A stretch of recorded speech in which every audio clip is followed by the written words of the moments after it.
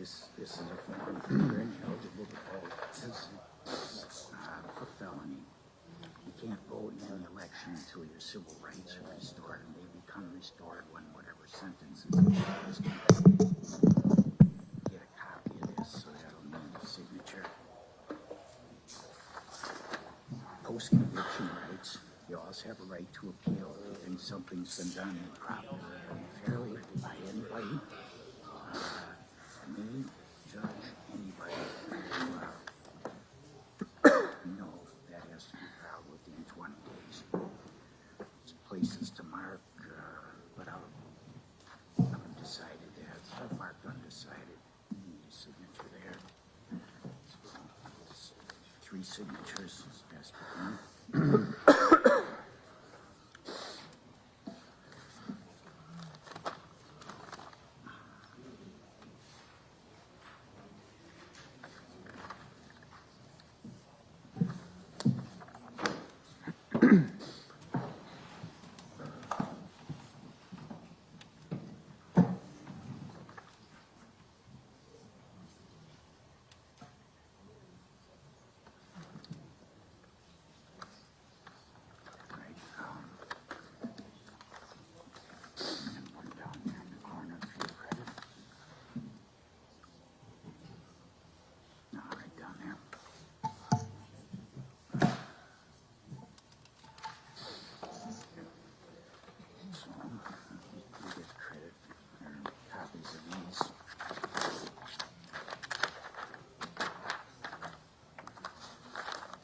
Very good, but I'm going to sign this.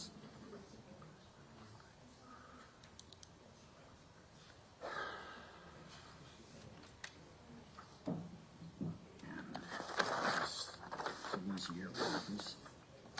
You've been down here since early in the morning. So that's yours. This just came, I just got this now. Restitution.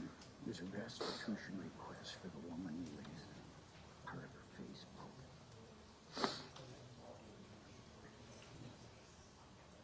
I'm asking for a restitution hearing. They want a total of ambulance bill on this. It's not charged as party to a crime. Hearing on that. I'll get you a copy. Last night.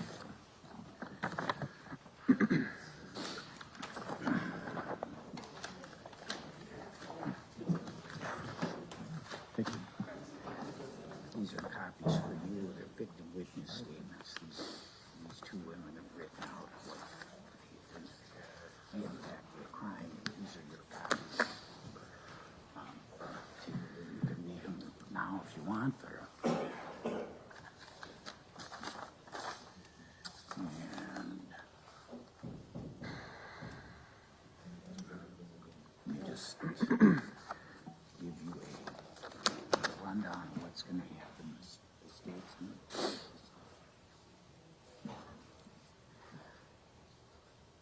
going to, they'll make their argument. She's speaking.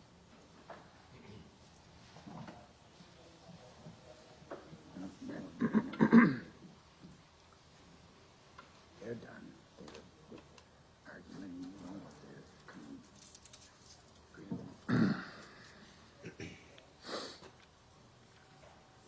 then I'm going to have this, most of the people here are going to speak free.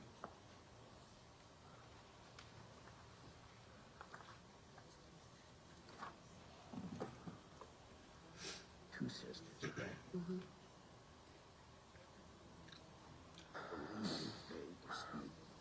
So nobody's sinking out of that. All right. So,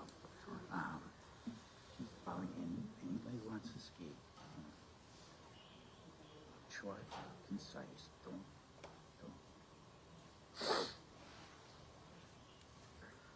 And I will go. And you, he'll ask you if you have anything to say.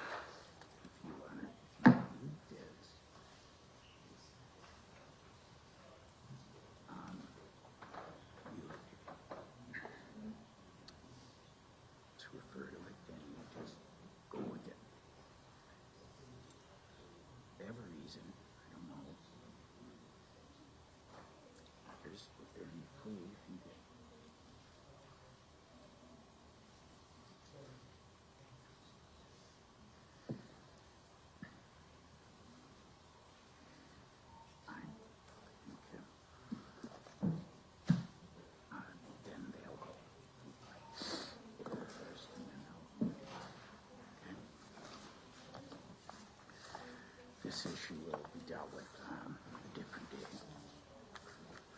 So.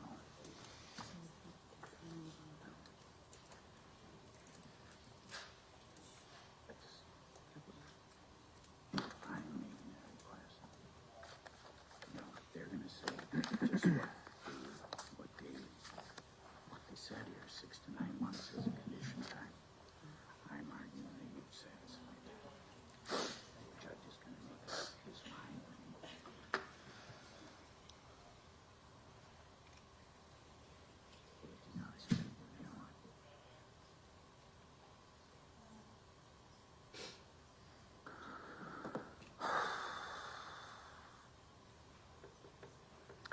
No, of course, you're on. You'll bag your head at least. I'm not going to try to cover you.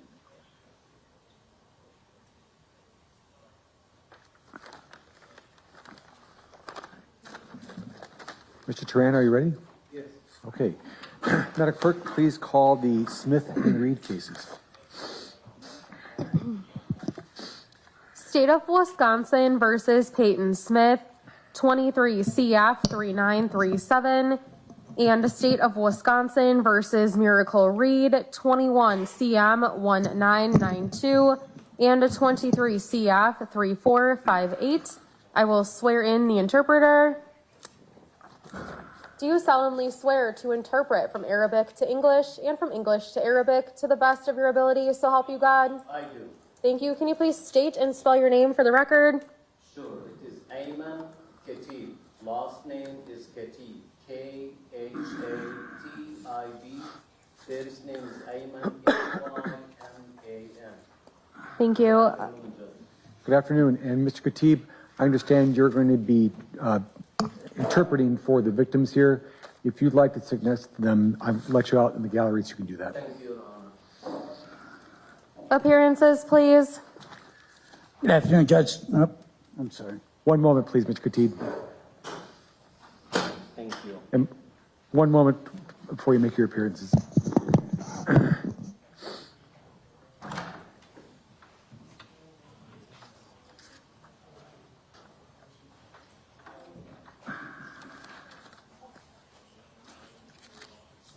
And then, Mr. O'Keefe, once Mr. Khatib is seated, I'm going to ask you to restate your appearance. Sure. One moment, please. Mr. Khatib, if you're ready, okay, it looks like you, very good, all right, you just said you're ready? Okay. Mr. O'Keefe, can you please restate your appearance? Sure, Judge. The State of Wisconsin by Pat O'Keefe, also present, is counsel for the victims, Munjed Ahmad. Also present in the gallery is the President and the Executive Director of the Islamic Society of Milwaukee. Good afternoon. Good afternoon. Good afternoon, Judge Scott Anderson, for and with Ms. Smith. Attorney James Turan, appear on behalf of Miracle Reed, who appears in person. Good afternoon, Your Honor. Good afternoon. We're here today for a sentencing for Ms. Reed and Ms. Smith. On February 2nd, I took Ms. Smith's plea to counts 4 and 5 of the information, for which are 2 counts of battery with a hate crime enhancer. On that same date, I took Ms. Reed's plea to criminal damage to property for an event that occurred on December 26th of 2020, unrelated to the event in Cathedral Park. And then also her plea to counts 1, 2, and 3 of the information. Count 1 was for substantial battery with intention to cause harm as a hate crime. Count 2 was for disorderly conduct as a hate crime, and count 3 was for misdemeanor bail jumping. I do have a restitution request that was submitted to the court this morning. Have the parties had a chance to review that restitution request? Yes. Yes, Judge. Yes, Your Honor. Okay. And for the sake of efficiency, we are conducting this sentencing together with both Ms. Smith and Ms. Reed. Do either counsel for Ms. Reed or counsel for Ms. Smith object to having these sentencings together? Nor do I. Do you object, Mr. Tran? No, Your Honor. Very good. Okay. Okay. Mr. O'Keefe, please give me your recommendation for both Ms. Smith and Ms. Reed. Sure. Would you like argument as well, Judge? Yes, please. Thank you. And just to be clear, we have a number of people who want to say something. I should also note that we have Ms. Smith's sister, Jasmine Lewis, and I believe Taisha Smith on Zoom viewing the proceedings today. I know we have a number of people who want to speak on behalf of the victims, although I understand the victims do not wish to speak. I do have their victim impact statements. But we have people who want to speak. I definitely want to hear from everybody who has something to say about this case. Please bear in mind that we are trying to make sure that we hear from everybody, but that we can hear from everybody. So I ask everybody keep your remarks meaningful but brief. Okay, so we'll first hear from your recommendation, then I'll hear from victims, representatives of the victims, and then we'll hear from the defense. Thank you, Judge. First, I'm going to start out with what I think are a couple of the mitigated aspects here. One, this incident occurred last year in the summertime. Though this case was set for trial, it was actually set for trial by a predecessor judge, and both defendants really, since I've been interacting with the attorneys, have expressed an interest to take responsibility and enter a plea. We did do that fairly close to the trial date because of a number of factors, but they should certainly be given credit for taking responsibility. And that I think in this case is a little different than other kinds of cases. And the reason is I fully expected to go to trial on this case because of the nature of the charges, because of the hate crime enhancers, because of the media attention on this case. I believed it was going to go to trial, and I think everyone in my office did. And I was a little surprised when both defendants entered pleas, and they should be given credit for that, for not making these victims relive what happened to them last summer on the witness stand, not having to go through that type of ordeal. There is value in that, and I think it is mitigating. Another thing is I don't believe Ms. Smith has any prior record. There's been a couple referrals between her and someone else, I think in a domestic violence relationship, but there are no actual records that I'm aware of. For Ms. Reed, it's a little different, and I'll go through that. But Ms. Smith presents today with nothing else on her record. I want to take care of real quick the misdemeanor case. That was a misdemeanor where Ms. Reed, essentially what happened is I believe that she was intoxicated and went over to another person's house, was yelling, screaming, and eventually took some kind of object and smashed through 5 different windows on a vehicle. Excuse me. The police in that case came by, spoke to witnesses, and those witnesses said that the defendant was outside holding a black nightstick. I'm not sure what that is, some kind of object, breaking RLR's windows. That person confronted the defendant, who said, "Fuck you, fuck your daddy." And that person believed that the defendant was intoxicated at the time. So that's the misdemeanor case. There is a restitution request on that as well. It's about, it's $1,016.39 to RR. And that individual did provide a victim impact statement as well, which I'm sure the court has seen. It is not lengthy, it's just a couple lines. So it gets credit for that case, for resolving that case as well. I'm not going to read aloud the victim impact statements that were submitted to the court. I believe the court just made a record that the court has received them and is aware of them. And I should make it clear that I have read through them. Yep. And so, you know, it's not surprising, the victims in this case were traumatized, were greatly affected. And that trauma is not only to them, but to their families, I'm sure to spouses, certainly, as I spoke in the hallway, to children as well. The impact on these victims is great, and it will be great for a long time, I'm sure. There is a restitution request as well on both defendants. It is my understanding we're likely to ask for a hearing on that, and so we can, if there's going to be a stipulation, council can comment on that. Otherwise, I expect to set that date. Ms. Reed does have a criminal record.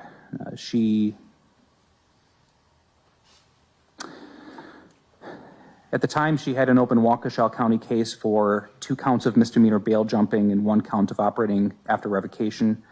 I didn't see that case in CCAP anymore. I believe it may have been dismissed.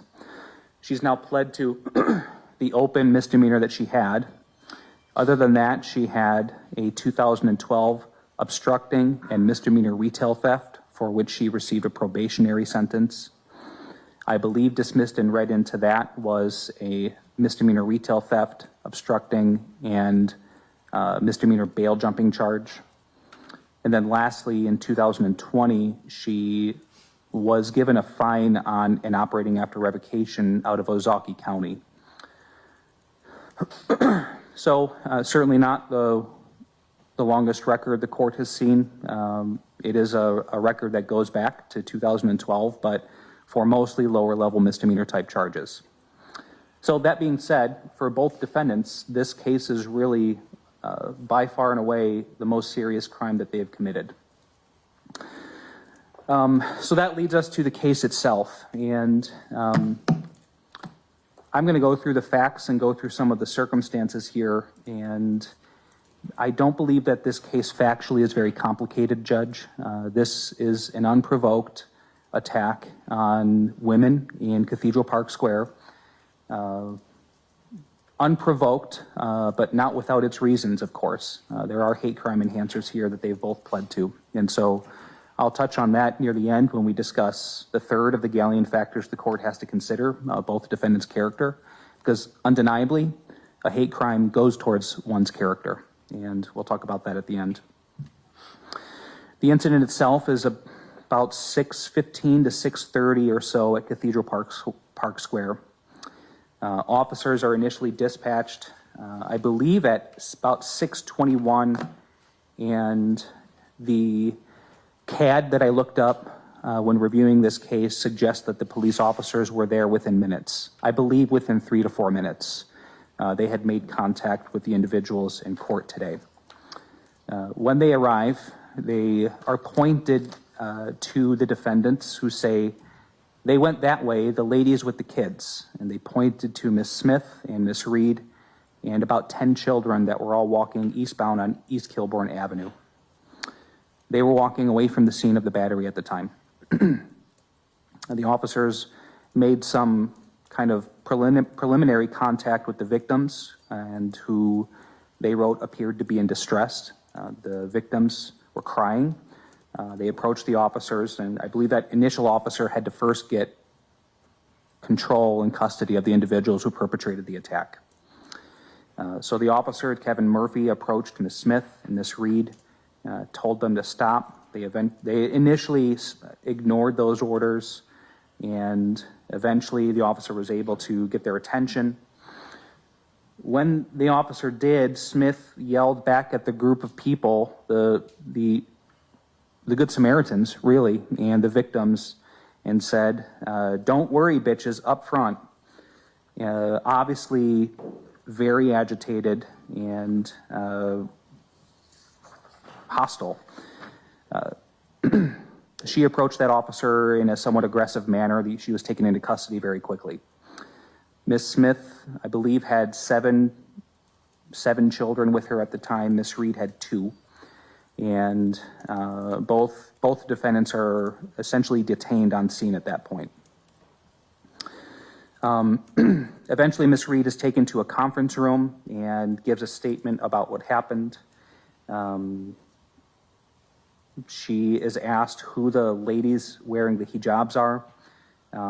There had been some other kind of incident that the defendants described about being recorded by 2 men with cell phones, apparently totally unrelated to this incident. Ms. Reed says that the ladies in the hijabs were not related to that at all, and they asked how they were involved, simply said they weren't. The victims were Two of the victims were transported to the hospital via ambulance and later gave fuller statements about what happened. Ms. Reed was fairly uncooperative as she was being arrested. She was resistive. She made a number of what I would consider racist comments to the officer at the time as well, and was essentially taken into custody very belligerently. The officers then obtained statements from the victims, and I firmly believe that victims who can tell this story is a more powerful statement than a lawyer in court, and the victims who actually went through the ordeal can give the detail and, frankly, the emotion and the feeling and the experience of what they had to go through.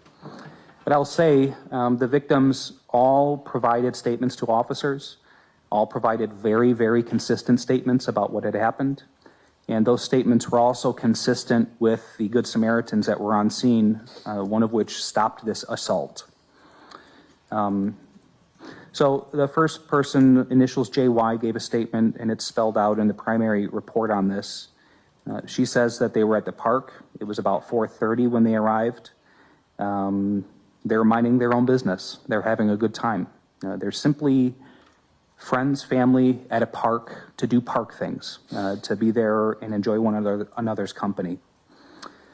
She was at there some time when she heard one of the defendants say, "We're a black, aggressive women, and we're going to defend our own kind." She believed the person she described as the person with the shorter hair was the one who said this. There was essentially the victims hearing the defendants say kind of hostile things for some time before the assault itself. Eventually, one of the women came up, approached them, sat down at the table, looked at the victims and said, "So what's the problem?" And that, of course, is a signal that something's off, right? That's a signal that we're not anymore interacting in a normal capacity with a normal person at the park. Because there's no reason to go up to anybody at any park for any reason and simply ask, "What's the problem?" That shows a certain level of animosity in and of itself when that question's asked. That person says, "Excuse me, since when is there a problem between us?" And then the woman, the defendant, got back up, sat back down, and again asked, "What's the problem?" And JY responds, "I don't think there has ever been a problem between us." Then that person asks JY, "Where are you from?" And that, again, that's another question that is a little off, right? As I sit in court and as I speak with other attorneys, I may ask another attorney, "Where are you from?" This is a common question in the right context. To walk up to individuals who look different than you and ask, "Where are you from?" Now we're getting at something that's a little bit more devious, and I think it obviously bears out with what happens after that. JY responds, "It's any of your business where I'm from." At that point, the defendant says to the other, "Are you ready?" And that, of course, that question between themselves showed that there was a plan. There was a premeditated conversation. There was some kind of intention about what was about to happen. And JY says that the woman with the short hair then grabbed her by the neck in a headlock and started punching her with her hand. And while this was happening, the other defendant began punching one of the other victims in the back of the head. They described their hijabs being removed from their heads intentionally. I believe the defense will probably contest whether or not that was intentionally, but that's how the victims felt. And the victims, out of nowhere, were simply attacked by these two women. JY says that she was eventually able to break free and help the other victim. The attack from these defendants continued at all three victims, and one of the other victims also came in and tried to help. Eventually, this is stopped when an older man comes in, breaks up the fight, and tells the defendants to calm down. After that, really the two defendants got their kids and started walking away. And that is the incident. The victims all describe these kinds of comments, just as I said to you. They described them in detail. They would describe this attack. Ms. Reed is identified essentially by descriptors as the person who caused the substantial battery. But of course, there is no requirement that a person punch someone with the intention to cause some kind of injury that's going to qualify under the statute, right? Both defendants essentially attacked these three victims with equal intention. One of them caused more injury than the other. The attack lasts, according to the victims, for 2 to 5 minutes. And this case pretty quickly went to the news, and there were videos on the news really at the tail end of what happened. So that is what happened as far as the assault itself. And again, the victims described this in some detail, all consistently. Ms. Reed did provide two... I believe the complaint says that the victims were there with their children, and their children witnessed all that. Is that all correct? That's correct, Judge. And it is something that I'm going to cite later as one of the very highly aggravated aspects of this case. I'm going to actually cite the fact that the defendant's children as well. All of the people involved here had children that observed this attack by these defendants on these women. And I think the victim will probably speak better to this than I can, but the long-lasting effect on a child who watches their mother for no reason at all simply be attacked in a park. So there were, to my understanding, 3 different children from the victims present during the assault that were witnesses that had to live through this. But that's certainly an aggravated aspect of this case. Ms. Reed did provide 2 statements to officers. The first one stating she was in the park with 2 of her children. She actually denied attacking the victims, said she did not remember the incident. I don't know whether she knew it was on the news. I don't know whether she knew it had been recorded. I don't know if she knew that she'd been essentially identified as the officers arrived as being one of the perpetrators. It's strange to me that she would deny it, but she denied it. She said she may have spazzed, quote, spazzed, and when she gets like that, she, quote, blacks out and doesn't remember things. I don't know whether that's true or not. It could be true. It's not something I've ever experienced, but what it seems like to me is that she, for a very, very bad animus, attacked people in a park. It did seem to have a level of premeditation. It seemed to have a level of animosity as she came up and contacted these victims as they were playing with their children at the park. Later in a second interview, she is shown video of this and admits that she was in the person. She says that she was trying to break up a fight at that time. She denied punching anyone in the face. That's not to say she didn't eventually take credit for what happened here. She did, but in the moment, she didn't, and shouldn't be given credit for that.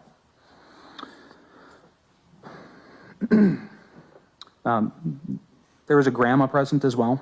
One of the aspects here that went toward our office's decision to charge a hate crime was the obvious nature of these people who are simply practicing their religion on scene.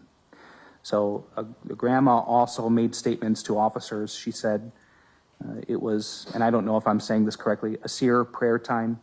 She wanted to make sure she didn't miss it. She prayed on the bench because she is an old woman, is what she said. Her daughter went to go find her own spot to pray at that time. She couldn't find a spot, so she prayed right at the table.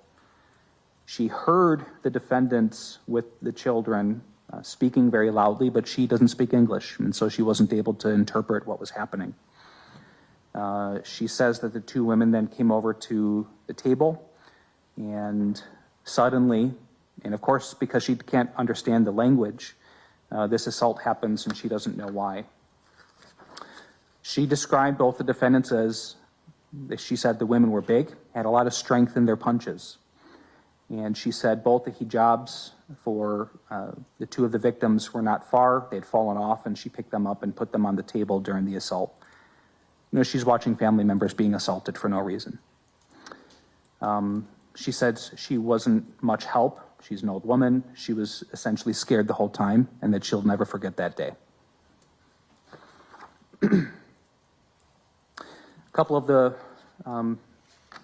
what I call Good Samaritans were also present. One, initials TS, said that she was sitting in the park with her husband and her kids, of course, because everyone's there with their kids to have a good time. Observed both the victims' family and also the defendants and their children, and observed one of the defendants approach the victims, heard that person say, "What's your problem?" Heard or saw both defendants then approach the victims and start punching them in the face. She got up to call the police, and she believed that the defendants started to run away because they realized that she was actually calling police at that time. She also saw the adult male, the older male, come and break up the fight. That older male, initials WB, said that he saw the defendants approach the table and begin punching them in the head and the face.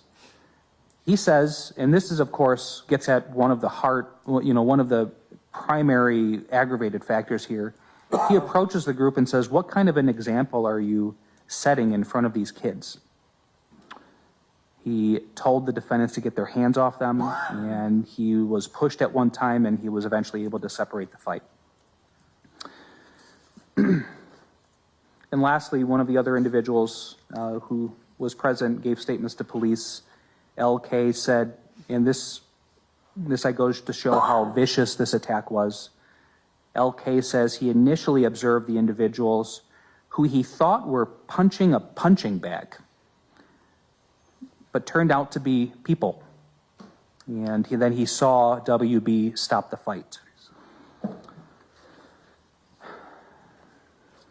So you have the victims who all give consistent statements. 3 different unrelated independent individuals see this assault and this attack happen on these victims, and unprovoked. One person thought someone was punching a punching bag. One person said, "What kind of an example are you being to these children?" Of course. So it is a vicious attack, and thankfully the victims are not more injured than they were that day. There are some lingering issues, as I believe the victim impact statement spell out, but thankfully, honestly, the injuries weren't worse, given how vulnerable these victims are. I really can't imagine having to defend myself against an unprovoked attacker while also having to care for a child that's sitting at a picnic table. That is a nightmare for any parent to have to think through, to have to juggle my own safety, my ability to just exist here at this park, while also being responsible for the children.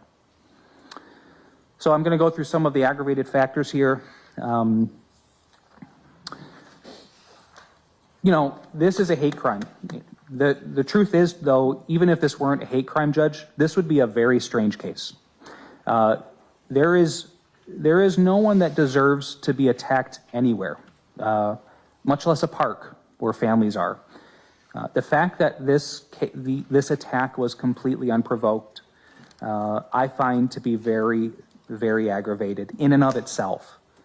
The fact that an animus, whether it was partial or fully, was the religion or the race or any of these categories, these protected categories, absolutely aggravates the situation more. And so that's a really unfortunate aspect, actually, of this, the fact that it's unprovoked, but it was unprovoked also for such a horrible reason. I don't know if Ms. Reed at the time, Ms. Smith did give a statement to officers essentially admitting to an attack. I think she distanced herself from it somewhat, but she did admit to later in an interview partially to what had happened. Ms. Reed's lack of remorse in her initial denial, I think, is also an aggravated factor.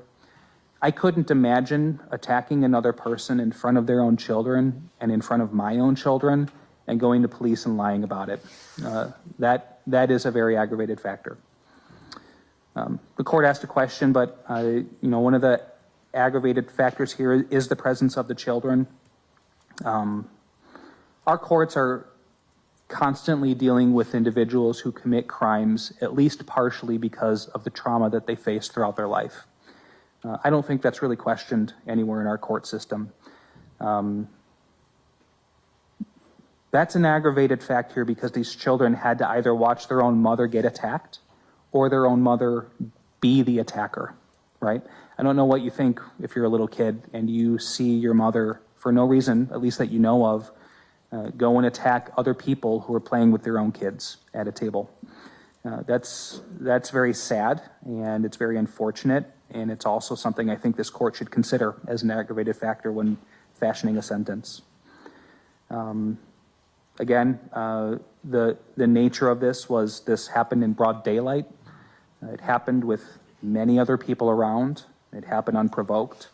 The context here of this happening in a park setting, I think, aggravates it as well. There is, of course, nowhere on this earth where someone deserves to be attacked. But there's something about this happening in a park setting, I think, that also is aggravating.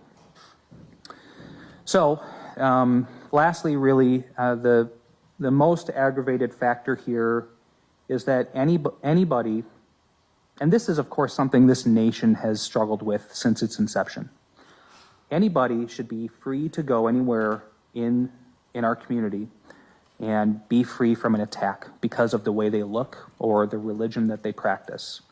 That's something we fought for as a people in this nation, and it's a value that was violated on this day. And these victims deserve to go to a park, bring their children without fear of being attacked. Their spouses deserve to let their own spouse go to a park to have a nice evening out without fear that their spouse is going to be attacked. I believe that this is the most aggravated aspect because it's one thing if a person brings trouble on themselves, but these victims were doing anything but. They were simply enjoying an evening out. I think that's undeniably the most aggravated aspect of this case. It's what makes it so astounding and frankly shocking. I do sometimes wonder what factors in a case invites news media attention. Sometimes I'm confused by it. I'm not confused by this one because of the facts here, because of how strange the facts are, because of the animus of these defendants in attacking these women simply for openly practicing their religion. An attack in a park in broad daylight does deserve attention, and it deserves a punishment from this court. I'm not going to go over all of the aspects of the offer here, but the important one is the condition time that the state is recommending in the Community Reintegration Center as straight time for both defendants. There's not much of a difference in these offers. There is some because both defendants essentially did the same thing. They both started this attack unprovoked for reasons that are despicable, frankly. And so I do think that that's the most important aspect of my recommendation. I'm asking Your Honor to follow the state's recommendation for both defendants. At this time, if someone from the victim's party would like to speak.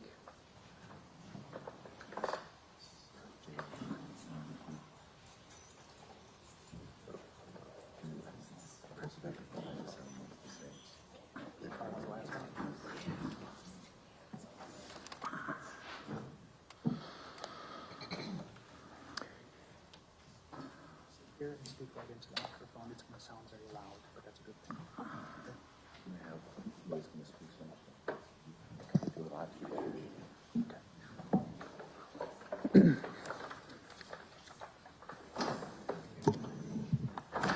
Okay. And Judge, the victim, one of the victims is here. Her initials are J.A. Okay. JY. JY? I apologize. I misspoke. J.Y. Okay. All right. Good afternoon, ma'am. Thank you for being here today. Thank you for providing me the opportunity to speak. I'm one of the victims that was attacked by Peyton and Miracle on July 30th of last year. It was a Sunday, and we had family that just arrived the night before in Milwaukee for the very first time, and I chose Cathedral Park because I thought its central location was convenient and that our children can play at the playground while the rest of the girls with us can walk to nearby areas in the Milwaukee area, Milwaukee City. I had no idea about the dangers of this park. I was hurt by this attack. I felt betrayed due to many reasons. Although they displayed loud, obnoxious behaviors that day, bringing on the attention of all bystanders, I told my family that they were probably dealing with some issues. I gave excuse after excuse for their behavior. Maybe someone had said something offensive to them. I was appalled when they approached us aggressively and attacked us. There was no communication between us, nor any issues between our children, such as pushing, tripping, skipping a line. Nothing like that. I truly couldn't imagine a problem between us that I had missed. We had sat down at home and recalled that day over and over again, trying to pinpoint what exactly about us triggered them to attack us. Was it my aunt walking around the park with her prayer mat in hand, because it was after prayer, looking for an appropriate place to pray, which is basically you just kind of choose somewhere you're not really in front of everybody, maybe by a tree, by a bench, anything like that.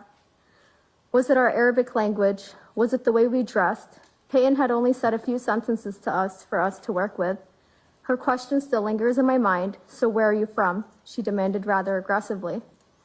Normally, I'd love to have that conversation about my ethnic background, about how my father came to the U.S. and made something out of nothing, the typical immigrant experience. But she didn't seem like she was looking for a conversation. She locked eyes with each one of us, including my grandmother. When she looked back at Miracle and asked, "You ready?" they began their attack. I don't want to go into the details of that, but I'm sure you're aware. This country is often referred to as the melting pot, where all cultures mix, merge, and become stronger than any other culture or any one culture. This phrase, while often celebrated for its portrayal of cultural diversity and integration, can inadvertently foster an atmosphere of intolerance by implying that assimilation into a dominant culture is necessary for acceptance and success. As a result, individuals such as ourselves, who maintain their distinct cultural or religious identities, such as wearing the hijab or the abaya for my grandma and my aunt, which is a long black robe, we may feel marginalized, or others may look at us as threatening the American identity or culture. But I'll tell you one thing. After this experience, I will continue to stand out proudly in my hijab. I will continue to pray in public. I will continue to name my children Arabic names. I'm proud to be the mother of Muhammad. I'm going to raise my voice to be proud Muslims, and I guarantee you that the hatred of Peyton and Miracle and the attack will not pressure me to hide my identity or background. And by the way, you asked me where I'm from. I'm from Yafet, Yemen, the origin of Arabs. We are resilient people that take pride in our culture and preserve it wherever we go, a country rich in history, but you could never understand that richness because the hatred in your heart blinds you. With that said, especially with the current events, I pray for everybody's safety, but if God forbid something happens like this again, I would hope that the state of Wisconsin takes it as seriously and deals with it as justly as this one. Ultimately, the trauma that Peyton and Miracle caused my family members, especially my child, I could never forget. He continues to talk about this issue to this day, about how he'll protect me from them, and how he dislikes playing in public parks because of that one experience. Peyton and Miracle ruined the image of my child's idea of me being his protector. Now all he talks about is him protecting me. I'll never forget the stress they caused me, worrying about whether my unborn child was affected by their attack. I was in my first trimester, and the stress for the rest of my pregnancy has been a lot to deal with. Again, I want to thank the state of Wisconsin for taking this case seriously. I thank my attorney, Munjid, my community care, the DA's office for their support throughout this entire case. Thank you for labeling this for what it truly is, a hate crime. I hope this case is a lesson for others to deter them from committing hate crimes. I'm not new to Milwaukee, and I know that we as a city value our diversity. Thank you. Thank you very much. Can I ask how old is your child? He was 3 years old. 3. Now he's 4. Yeah. At the time of the attack, he was 3. Yeah. Thank you.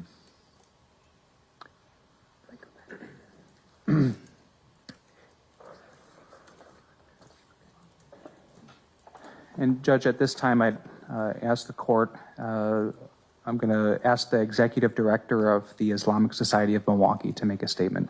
Yes. I'd like to hear from him, but be mindful that we have many people who want to speak, and I want to make sure everyone has a chance to do that today. Could you still say and spell your first and last name, please? Sure. Othman Atta, O-T-H-M-A-N. Last name is A-T-T-A. And good afternoon, Your Honor. Good afternoon. I'm the executive director of the Islamic Society of Milwaukee. I lived my entire life here. I actually came to the United States as an immigrant when I was a child. I just want to emphasize that incidents like this have a very significant impact on communities, including our community. Our community is a very diverse community. Not only does it include immigrant families, but it includes people from here, including many from the African American community. When we were told that some young ladies from our community were attacked without any provocation, without any reason or understanding, and that they were injured, and that they did not have any explanation, but it occurred because of either their attire, their headdress, their hijab, their robes, the language that they were speaking, or the fact that they were praying. Those seem to be the only reasons that somehow caused them to be attacked. That has a very big impact on communities. It tells the community members that you cannot be safe. We already know that there's a great deal of anti-Muslim animus in some segments of the community. We know that there are white supremacists and others who target Muslims, and those are generally the people that we would expect to be the perpetrators of these kind of crimes. So it's shocking that it happened to be someone from a person of color, same as the people of color that were actually attacked, people who have a history themselves of racism, sufferings, racism, slavery, Jim Crow, lynchings, and yet turning around and then perpetrating this. Again, they are not representative of the African American community, who are our allies and who we have a very strong relationship with. I don't know why these young ladies decided to do what they did. And I would hope that they would really look at their conscience and try to understand what was it that caused them to reach out against some innocent people who were trying to enjoy family time together with a grandmother who just came the day before from outside the country and didn't understand. But what's shocking is the grandmother didn't understand what was going on and didn't understand what the ladies were saying because she didn't understand English. But the victims themselves also didn't understand because they didn't know why they were being targeted and attacked. I do want to tell you, I know this family for a very long time. I know the father for years. Very hardworking individual. He worked hard as an immigrant to make himself what he is. He was able to succeed in this country. All of his children are highly educated children now, well integrated into the community. And this incident has caused them to question whether they are really accepted or not in society, even though they're very productive, contributing members of society. Again, I think that this has impacted our community. It has caused some anxiety in our community. And I do want to thank the Milwaukee County DA's office for taking this case seriously, for understanding the ramifications of this crime against not only these individuals, but their family members and others. And I would certainly hope that we would be able to get beyond these kind of things, especially, again, I'm going to emphasize this, especially I'm shocked that people of color who've experienced things in the past would also be involved in something. I would hope that they would be remorseful, that they would apologize to the family. I know the family is a decent, forgiving family. But I think that it's also important to take this case seriously, which I believe that the court and the DA's office has. And I thank you. Thank you. Right. Mr. Keefe, is there anybody else who would like to come forward to speak on behalf of the victims? No, thank you. Thank you. All right, very good. And just to, could you restate your recommendation with regard to Ms. Smith and Ms. Reed, please? Sure. Regarding, actually, I do need to make a record of that. Regarding Ms. Reed, 2 years initial confinement, 2 years extended supervision, stayed for 3 years of probation.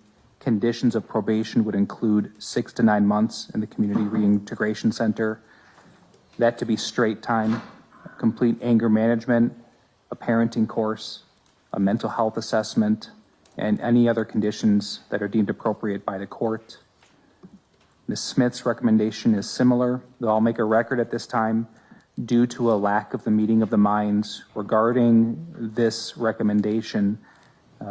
Ms. Smith is not required, there's not a requirement of a joint recommendation here, but the recommendation from the state will be 18 months initial confinement, 18 months extended supervision, stayed for 3 years of probation, conditions being 6 to 9 months in the Community Reintegration Center as condition time, as straight time, an anger management course, a parenting course, a mental health assessment and treatment, again, and as any other conditions that the court may find appropriate. Both defendants are free to argue any other sentence they believe is appropriate. Okay. And may I just ask why you're asking for a stronger sentence for Ms. Reed? Well, it's stronger in the sense that there's more stayed time. It's because of the substantial battery conviction and her criminal record. All right, thank you. All right.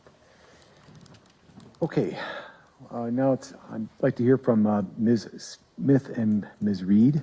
And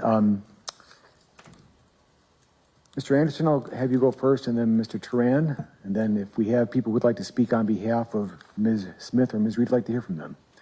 All right, thank you, Judge. Judge, I'm going to have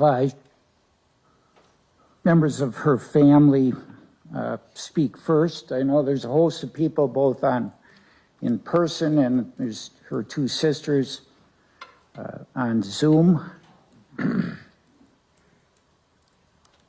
Come forward, please. Who's going to speak? We'll do one at a time, please. Yes. Okay.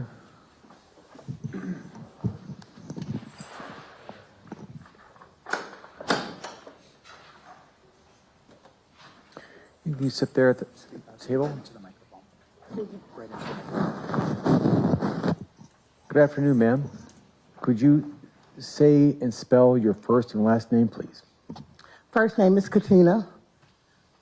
Last name is Smith. Spelled Katina. Last name Smith. Okay, what would you like to say? What would you like to say? Okay.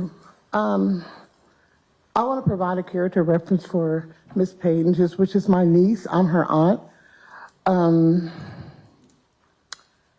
She's a loving mother of 7 children. However, she is struggling with a postpartum depression and traumatic, experiences in her life. However, she has represented and participated in organized community advocacy for peace and stability in the community. She's a very good person. However, she's not known of any prejudice of any ethnicity. And and secondly, I just would like to say, on behalf of the Smith family, we apologize to the family any trauma that this has caused in their lives and they're part of their other families as well. We're just sorry that happened. Great. Thank you, Ms. Smith. I appreciate hearing from you. Thank you.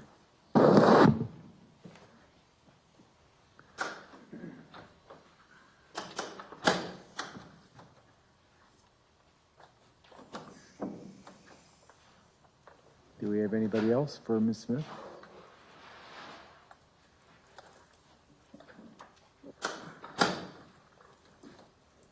Are you asking in person or? Hang on, yes, we have someone sitting down in person. We'll call you next, okay? Okay. Thank you, Taisha. Okay. Sir, can you tell me, say and spell your first and last name, please? Parnell Smith, Parnell, Smith, Smith. What's your first name again? I'm sorry. Parnell, Parnell. Okay. Parnell. Okay, Mr. Smith, what would you like to say? Yeah, I want to say I'm Peyton's uncle. It's been real tough and hard, you know what I'm saying, with, you know, her being away from us, being away from her family, you know what I'm saying. I do and would like to apologize to the victims, you know what I'm saying. This is, you know, an unfortunate situation. But Peyton, you know, she has a kind heart. She's very genuine. And from knowing her, she doesn't have a racist bone in her or in her soul. So, you know, this is very unfortunate that, you know, each family is going through this. Like I said, I do want to apologize on her behalf and ours. Okay, thank you very much, Mr. Smith. Appreciate hearing from you. We're going to next hear from Taisha Smith. I'm going to ask you to turn on your camera, please, ma'am.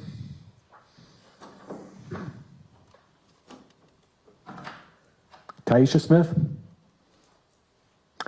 It's now your turn to talk, but I'm going to ask you to turn on your camera, please. Okay. I'm sorry, That's okay. couldn't figure out how to do it. Okay. Can you say and spell your first and last name, please? It's actually Taisha Barrett. Oh, Barrett, I'm sorry. Tyshabarrett. And how do you spell your first name again? T as in Tom, Yisha. Okay, Ms. Barrett, what would you like to say? I would just like to give a character reference for my sister. It's so disheartening to me that I keep hearing the words like hate crime and racism because that is not my sister. From the knowledge that I have, my sister turned into a mama bear, and that does not justify her actions. And I believe that she has taken responsibility for what she has done, and she has said, I was wrong. However, I want to be very clear that she does not have a hate bone in her body. I was not there. I cannot say to why everything happened or what happened, but what I can say is that my sister loves her children and will protect her children. And when it comes to her children, she will go to the extent to protect them. And from what I understand, my sister felt a need to protect her children, not from someone of a different culture or race or background. From what I understand, there was a whole different altercation that happened prior to the attack, verbal altercation that nobody is mentioning. But I won't go into that. But what I will say is that my sister is a loving mother. Her life is for her children. And I know that she is remorseful for the outcome of this situation, and that if she could, she would have done something different. But I want to make it very clear that my sister's not a hateful person. Okay. She does not Barrett, have a hate bone thank you. about her. I think I've got your point. Thank you for sharing that with us today. I'm cutting you off just because we have so many people to hear from, and I want to make sure we give people the time to speak and that we have time to get through our sentencing today. Okay. Is there any other point you'd like to make? I know my sister wants to get home to her children. All right. Thank you very much. Thank you. Appreciate hearing from you. All right. Anybody else for Ms. Smith?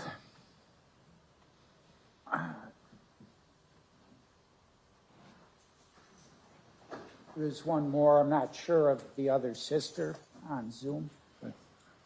Hi, yes, I'm sorry. I was getting it off Sure, of mute, but I'm sure. here. Ms. Lewis, yes. Can you say and spell your first last name, please?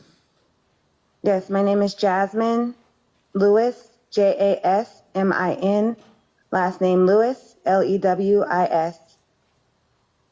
Okay, and what would you like to say, Ms. Lewis?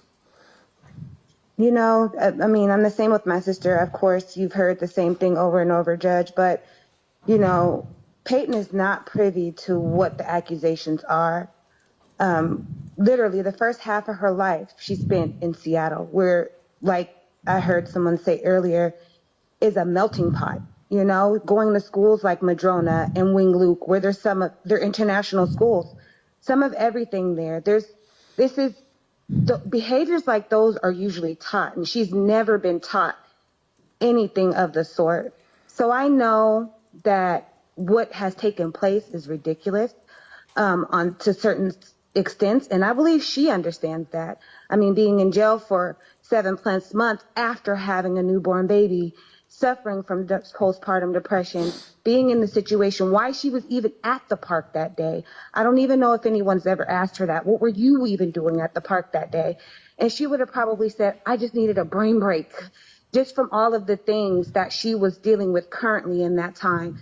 Does not excuse behaviors. And again, I believe Peyton surely understands where she was wrong. And she has absolutely taken ownership in what she's done wrong. And unfortunately, you know, we're here. But, you know, the God I serve and the God we all serve, regardless of what we call him, I just believe that everybody can find it in their heart to forgive each other.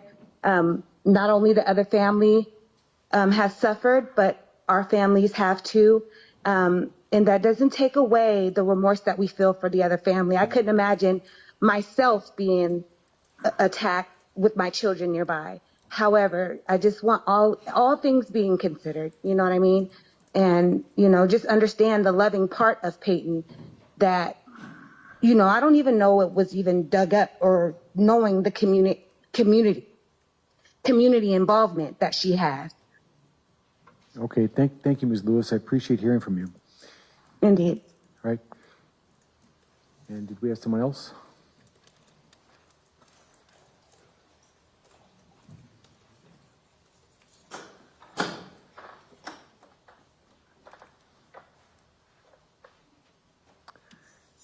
Okay, ma'am. Please say and spell your first and last name.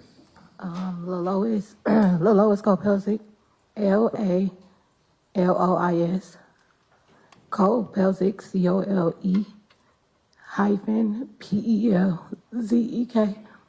Okay. What would you like to say? I just want to say I met her in 8th grade, and she doesn't hate anybody. And when she first started school, she moved here from Seattle. I was the first person she came to talk to. And she is not racist. I can say that on my behalf because I'm mixed with the same thing that the victims are mixed with. And I've been friends with her for 16 years. And some of my family is Muslim too. And she's been around for 16 years. I think it was something behind her actions. It's not right at all what happened. But she just don't go around attacking people. I've been to the park with her 1,000,000 times. That park we've been to 1,000,000 times, and nothing ever happened like this.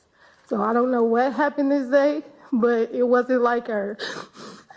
And I just want to say, I'm sorry that both parties are going through this. And I just want both of them to forgive each other. Okay, thank you. I appreciate hearing from you. Thank you. All right, Mr. Smith. I'm sorry. Mr. Anderson, what's your recommendation and your reasoning for it? All right, thank you, Judge. Judge, you know by now, you know, her sisters are, I think they're both in Seattle now. Ms. Smith was born in Seattle. She came here, her father was living here in Brown Deer. She came when she was 16 to be with her father. When she was age 12, she became pregnant with her first child when she was 16, moved back briefly to Washington, and then returned to Milwaukee. She resided with her aunt. She finished 11th grade in Seattle. She got a GED in 2012. She aspired at one point to be a nurse. She held various jobs over the years through temporary service agencies. You know from the bail motion that was heard that leading up to this time, leading up to what happened in Cathedral Square, 2 years of homelessness. Now with children, she has 7 children. But for 2 years, homeless, living from motel to motel. When they lost their apartment. Couldn't keep the apartment up and then was living essentially location to location for 2 years. She was keeping it together through temporary service agency jobs, some long-standing. Most recently at a firm that did packaging and labeling, paid $14.50 an hour. And she worked that job until her due date with her last child. That pregnancy came with complications.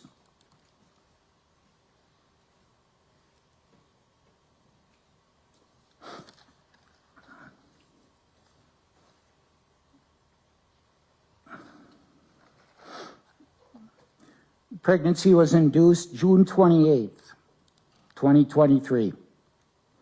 She spent from June 28th to July 10th at Sinai Intensive Care Unit. Many complications with the birth.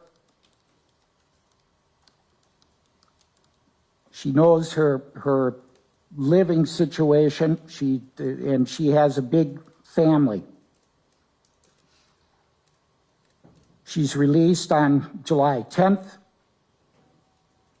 Said she doesn't know where she's going to go. Postpartum depression has already set in. But she finds shelter at the Cathedral Center, right adjacent to the park.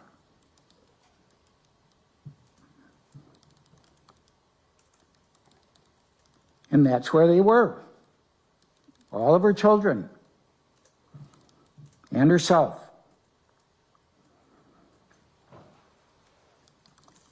And that's why she was at the park. You know, she went over there for respite with her children. And that by habit, that's why she was there. I happen to know somebody at the Cathedral Center that had known Miss Smith. Very well liked. You can't say that about every resident there, but you can say it about Miss Smith. If the staff there had some questions or concerns about the children, she was appreciative for the advice. She listened attentively. She was a good person, a good resident. And, that's who she was.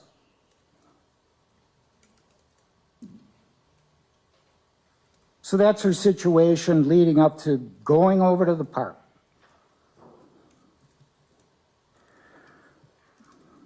There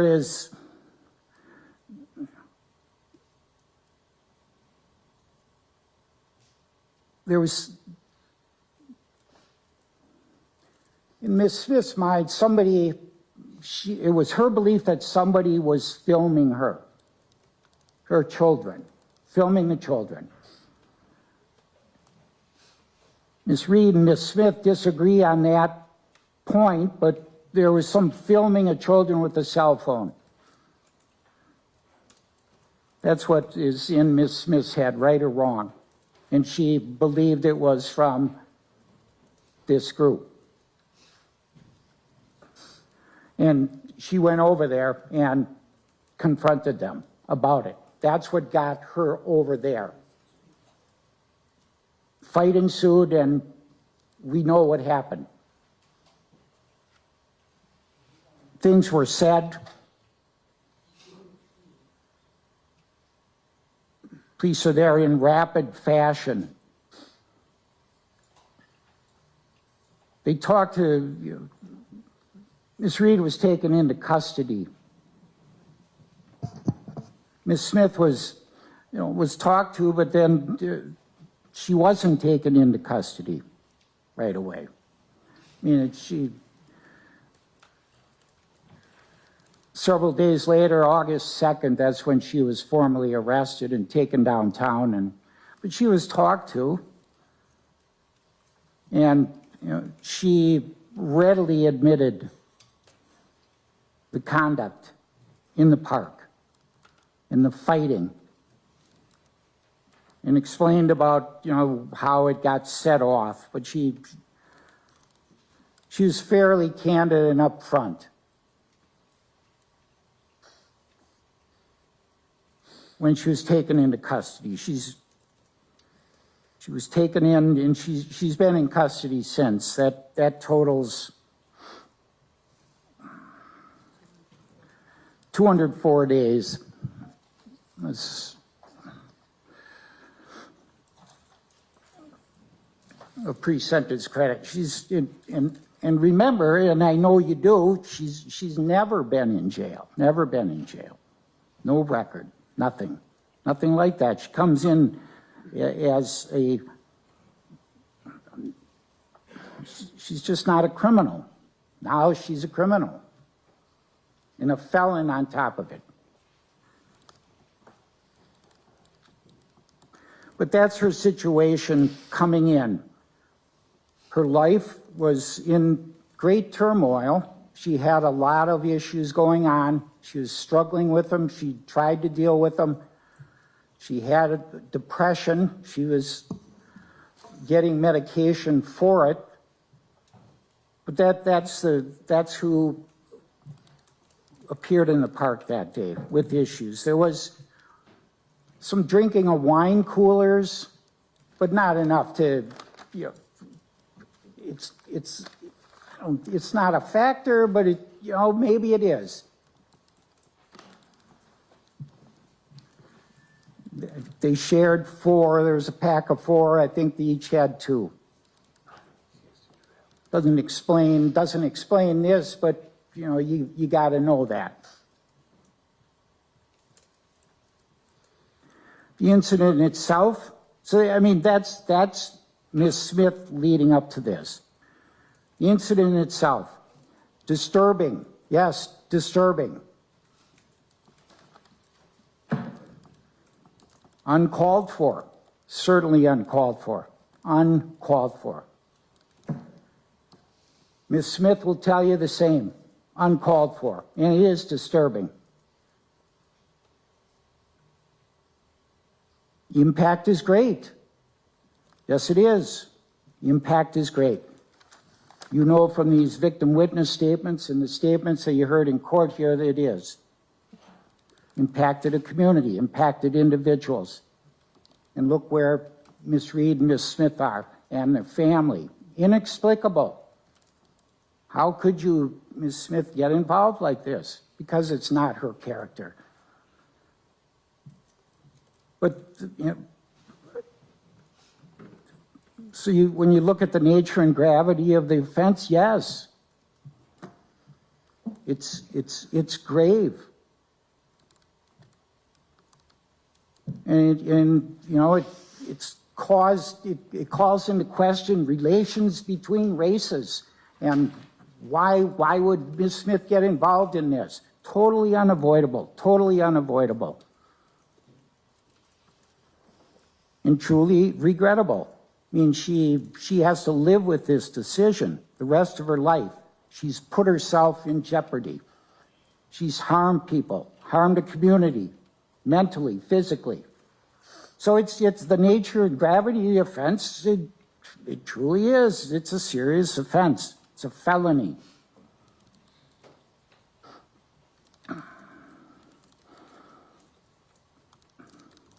But she sat from August 2nd till I got on it November 9th. Nobody took the case. Public Defender's Office called me to take the case. I agreed to take her, but she sat in jail without a lawyer for months. Nobody wanted it. So I've been on it since November 9th. She has been upfront, open. She's a well-spoken.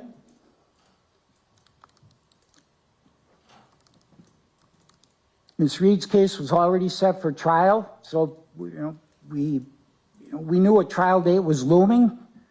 I mean, I gave her my advice. I have certain views on how it should be handled, how this case should be handled. I had my views. Ms. Smith has her views. She made a very measured decision to settle this case short of trial, to spare individuals that were harmed from having to come to court. And I know they did not relish the idea of a public trial. Ms. Smith has children waiting for her, including a newborn with great needs.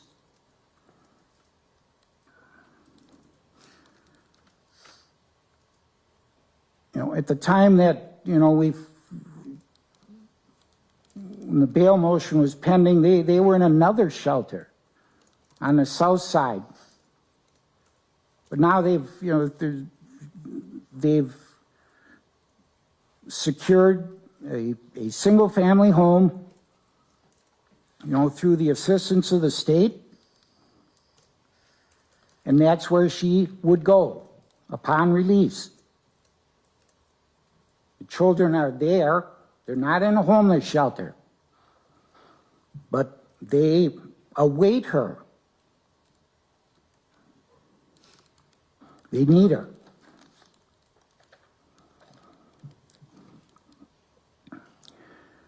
She took rapid responsibility. This case isn't that old as far as from time of counsel till today. She took rapid responsibility, looked at all the evidence, made good decisions, thought out decisions, wanted to take responsibility. And she did. There's no hesitation at the plea here. You always ask, are you pleading guilty because you are guilty? Yes, I am. That's responsibility. She's embarrassed. She's ashamed. This is not her character. She truly is embarrassed and ashamed.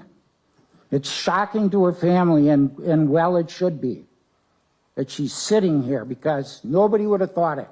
Despite the troubles, nobody. She's led a good life till this incident that is regrettable, should have been handled differently, serious, avoidable, but she's accepted responsibility.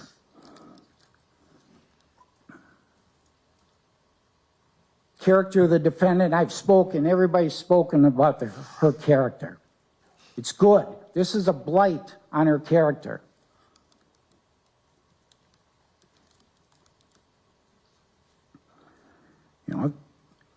She's on TV and it's a hate crime. She's going to have to live with that, or explain it. Certainly in the future, you're going to have to explain that. But this is out of character.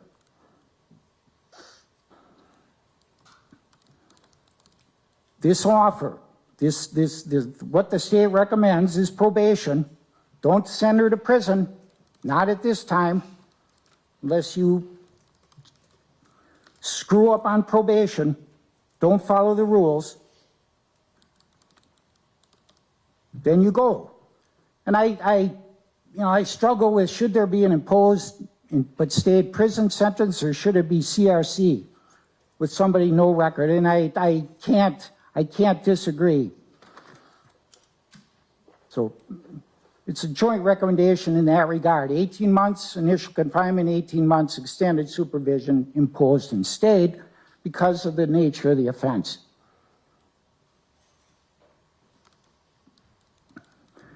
When the state looked at this, my understanding, it's a collegial decision. Persons in the district attorney's office, including Mr. O'Keefe, looked at this case and made a decision on how to handle it, and what to recommend. Collegial decision, and I'm sure it was in consultation with, as it must,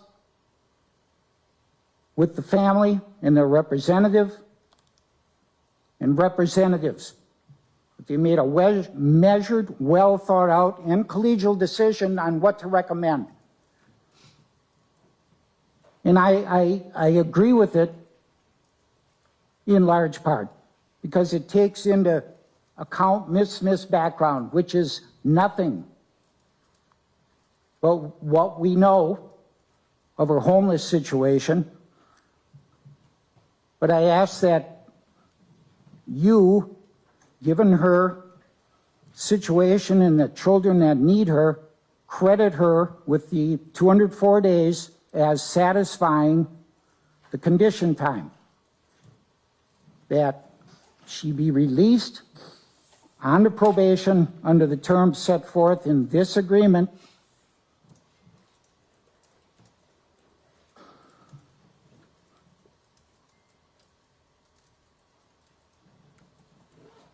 reserve time for an agent if she does not follow through, and she will.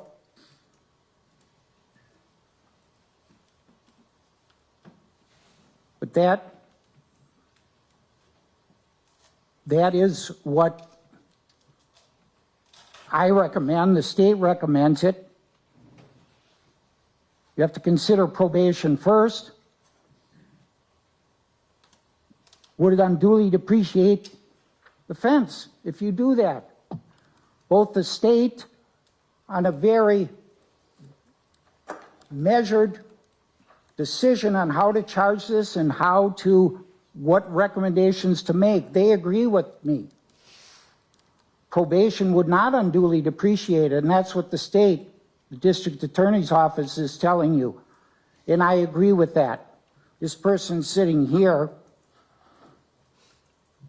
I think probation does not unduly depreciate it, despite what we all know is the impact of this offense. She should not go to prison. If she's going to prison, it will be on her own failure to abide by the rules and to prove to you and prove to this community that she can do this, that this is not her. Let her atone for it. She can do it. So that's what I am urging you to do, Judge. Thank you. So to be clear, your recommendation is an imposed stated sentence of 3 years, 1.5 in, 1.5 out, no time at the Community Reintegration Center as condition time. Is that correct? Correctly? Yes, that the 204 days she's done, that you deem that having satisfied what the state wants as condition time. And it has been straight time. And I forgot to add that she...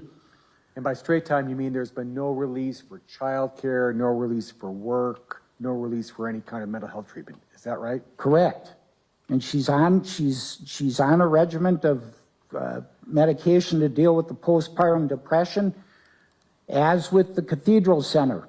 And how she handled herself there, she's handled herself so well at CRC that she's a worker. She's a worker there for the last 4 months, janitorial.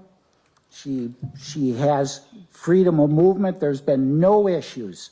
As one, I particularly, and her family would, as I expected her to handle herself. Okay, thank you. Mr. Turan, what's your recommendation and your reasoning for it? Does she have a right to allocution first? Well, I want to hear from you first, and then I'll hear from Ms. Smith, and then from Ms. Reed. Oh, okay. Yeah, go ahead. All right, thank you, Judge. Again, in terms of sentencing, the court's going to be considering 3 factors today. Attorney Anderson has touched on many of the things I was going to talk about in terms of sentencing factors, the character of the defendant, the gravity of the offense, and also the need to protect the community. There's one person who wanted to address the court on behalf of the family, and he'll be relatively brief. His name is Dalen Ross, and he is the father of her youngest child. Okay. Mr. Ross, is he here? Okay.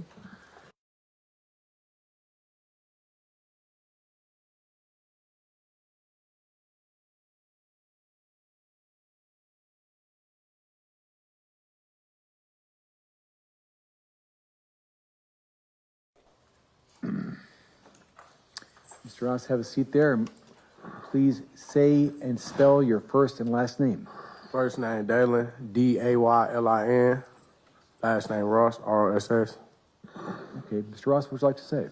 I just want to do a character reference for Miracle. I keep hearing hate crime, but the court don't know she is a Muslim. She serves Allah as her. That's what her belief. That's what she believes in. So the hate crime, from jump, when I first heard it, I really couldn't understand it, and I still don't. And then I wanted to make clear to the court, both of these ladies were going through postpartum at the time. Both of them. Miracle just had my youngest daughter, or my only daughter, and they both were going through postpartum. I'm not trying to lessen the offenses they done. She's not a hateful person by far. She got kids that really love her, need her, and she's the main supporter of her kids. She has 8 kids, and they all 8. All of them love and miss her.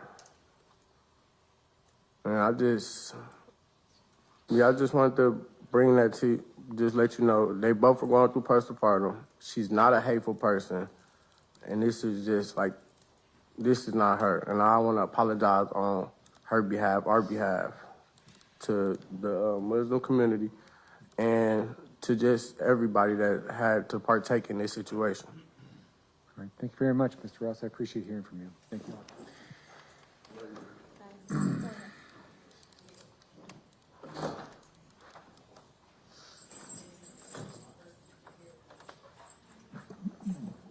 Thank you, Your Honor. Again, I'll be relatively brief. When I listened to the comments of the state judge, I kept hearing this one word, unprovoked, unprovoked, unprovoked. And that seemed to be very disturbing to my client, hearing the word unprovoked, that this attack was unprovoked. And first and foremost, I want to express my remorse and my concern for the victims in this offense, Judge. They were at a park. How this incident started, from my client's perspective, is I think is imperative that everyone understands. Her spin on this entire situation is that she was there. She had 2 children.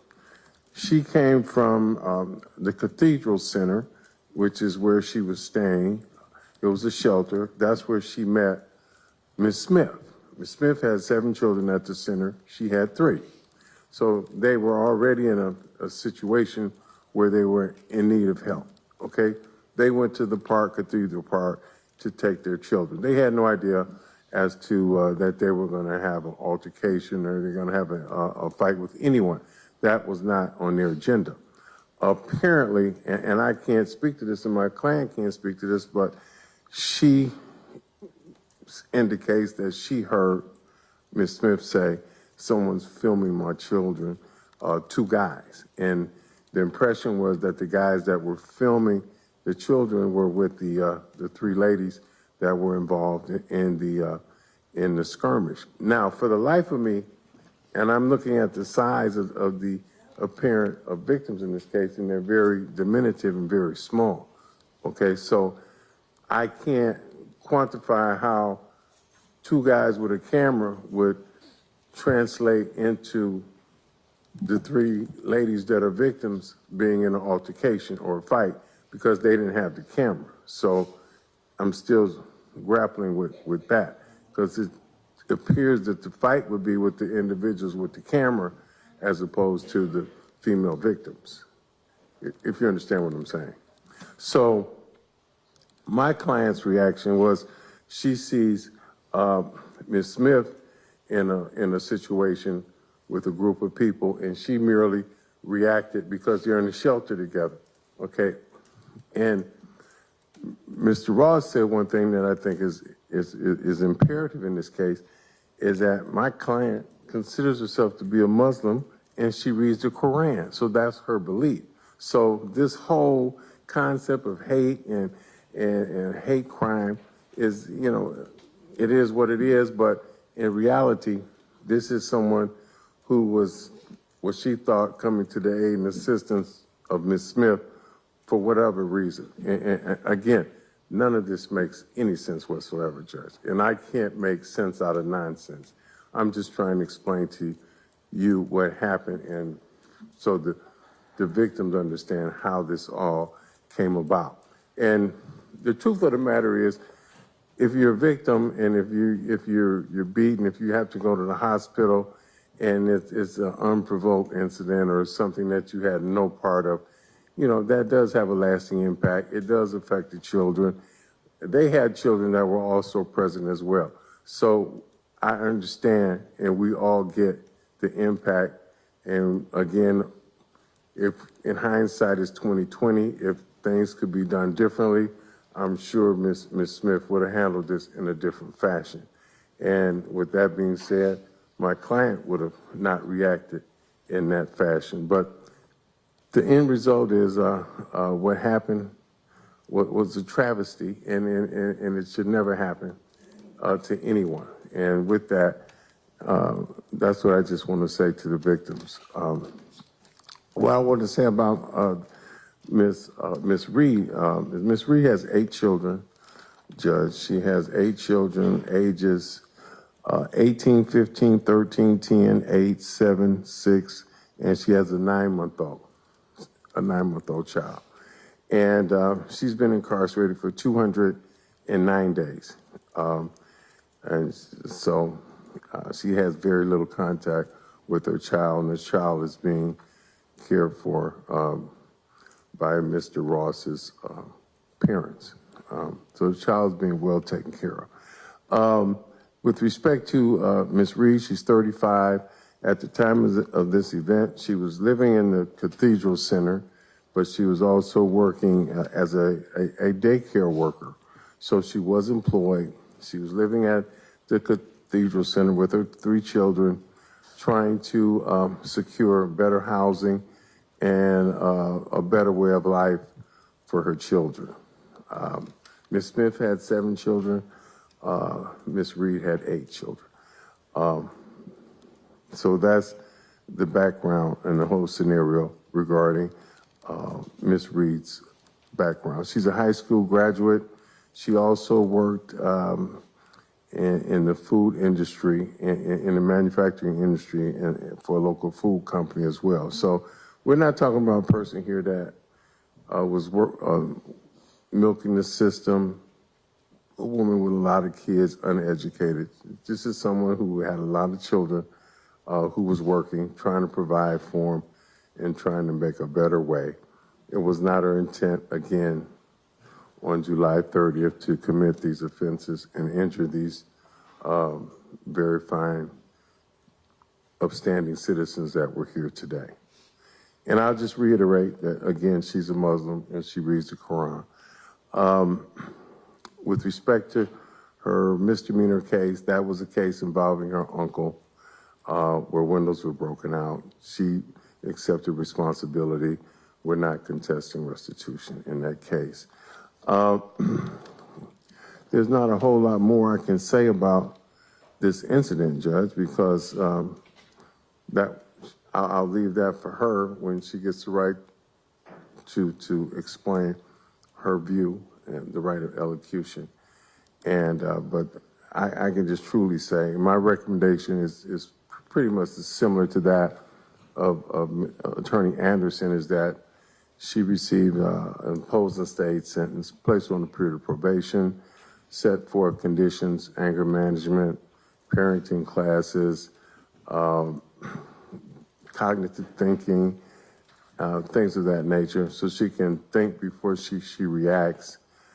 In addition, that conditions that she maintain employment and be the parent that she can be, and to not associate with, I don't think she and Ms. Smith should have any further contact. I think that should be one of the conditions of probation, that they not have any contact with each other. And write a letter of apology while on probation. She's had ample time to think about the impact on the victims and think about how this whole situation could have been avoided. And I think that's key. Even if she's not allowed to share it with them or have contact, just sitting down, you know, putting her thoughts on paper and having a keen insight into how you affect others and the impact that you have, because we heard the comments of AY and it was very touching. She's a very strong woman, and I know she will overcome this situation and she'll rise above it. And just very unfortunate she had to undergo this. And with that being said, Judge, again, I would just recommend impose a state sentence to condition time, that not be, if impose a stay. You can, I would ask that you impose a stay, 90 days condition time to be used at the agent's discretion if need be, that the 209 days was served as an adequate condition time for Ms. Reed. She's got 8 children to care for. They're without a parent. Is this an overriding concern of what's in the best interest of the community? Is it better for her to spend another 7 to 9 months at CRC? Will that make a substantial difference in anyone's life, or would that just further prolong the impact of the children not having parents? Judge, you know, I spend a lot of time in children's court, and I see the impact when families are fragmented. The kids at children's court become our clients that we have in adult court. It seems to be some commonality between kids with broken families. They find families in the street. They find gangs. They find other people to associate when there's not a structure. So I just asked that she be given an opportunity to, you know, get out, get employed, and be a parent, and make reprimands to victims in this case. Thank you. Thank you. She has 3 days credit on the misdemeanor case. 3 days credit on Yes, misdemeanor? 3 days, yes. Thank you. Right. So the total is 212 days credit time served? 209 on the, I felt the 209 on this, on Yes. the battery case, and 3 days on the Misdemeanor. misdemeanor case. Okay. Right. Ms. Smith, is there anything you would like to say before I consider your sentence?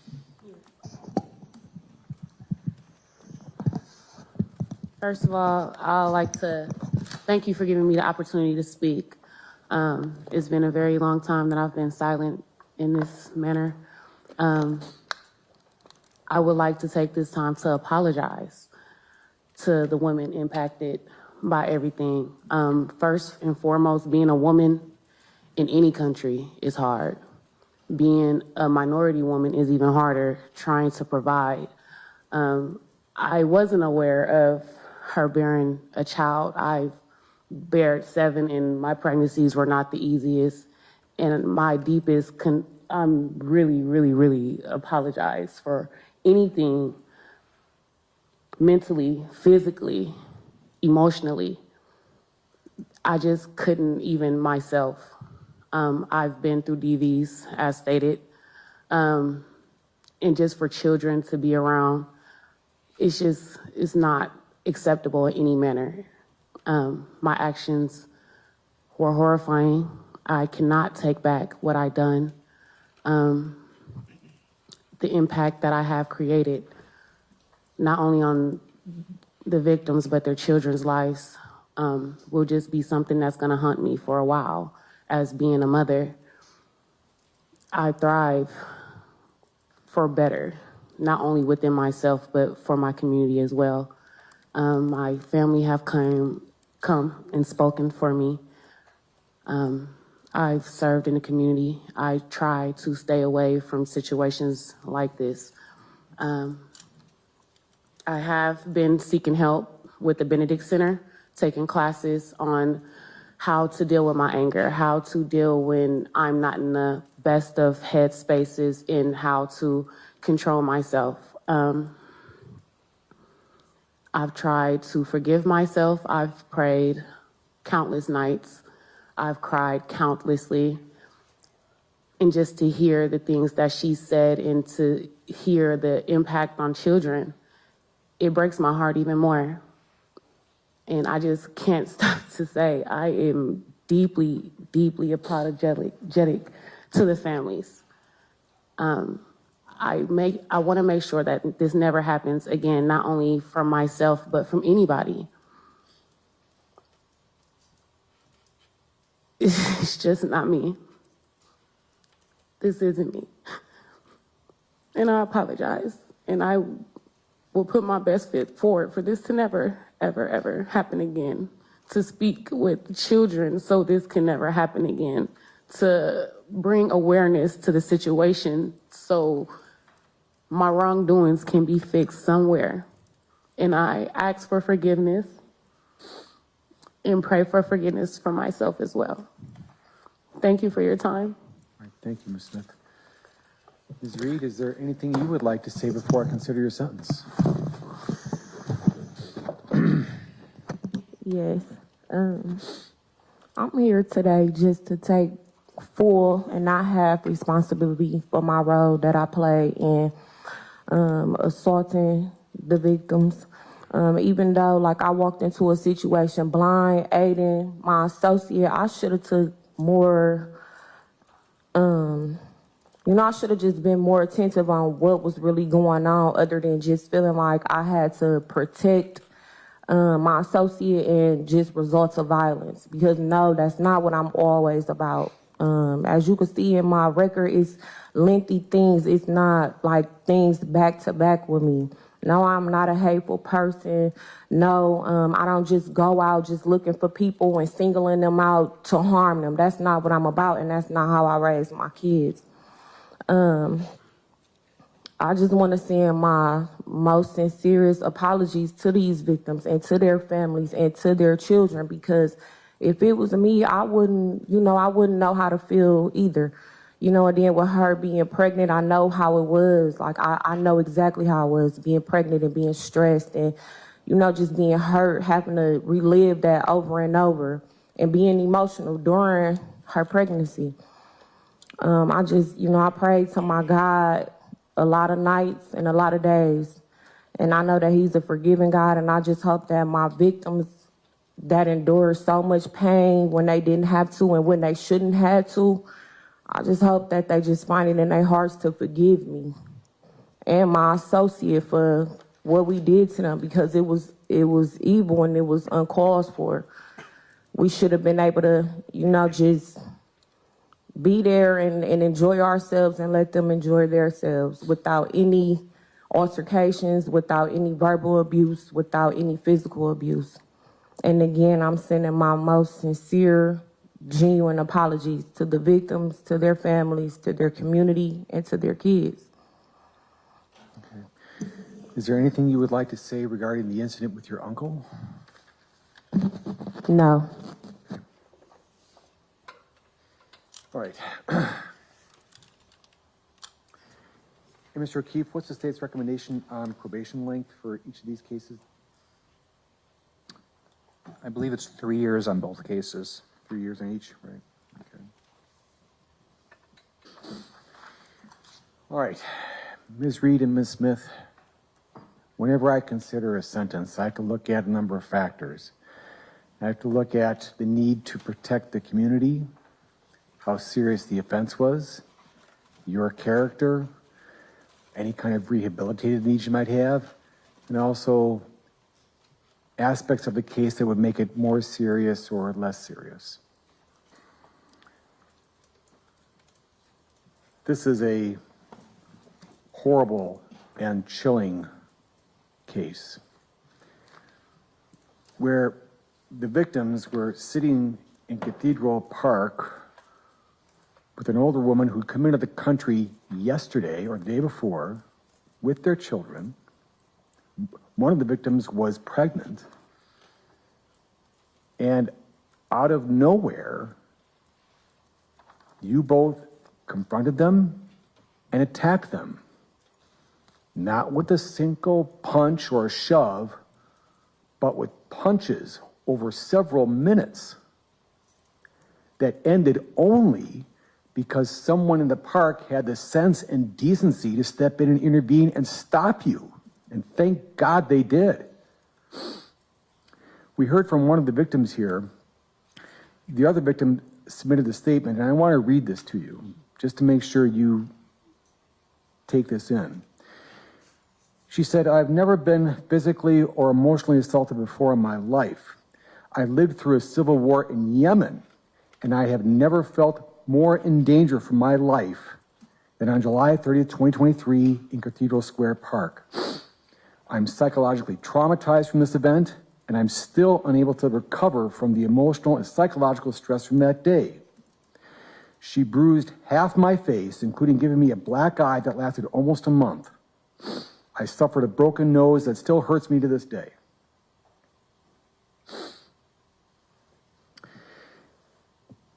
Another aspect of this case that was so horrible is that it all took place in front of children. The children of the victims, and I believe some of your children were there too. And you are mothers, you know that children learn from what we do, not from what we say. And they saw you single out two people sitting in a park peacefully and start hitting them brutally. And then the children of the victims were traumatized too, because they had to see their mothers, the people who are there to protect them, being beaten by people in broad daylight in the middle of a public park. I also note that an aspect of this case is that these are charged as hate crimes, and I believe they were appropriately charged as hate crimes. From what I've heard about what happened here, you singled out the victims because they didn't look like you, they weren't dressed like you, and you went after them and actually pulled out their hijabs. That is horrible. That has no place in our community, where we hope and welcome that everybody of every faith and background is welcome here and can feel safe here. And you robbed our community of that sentiment today, that day.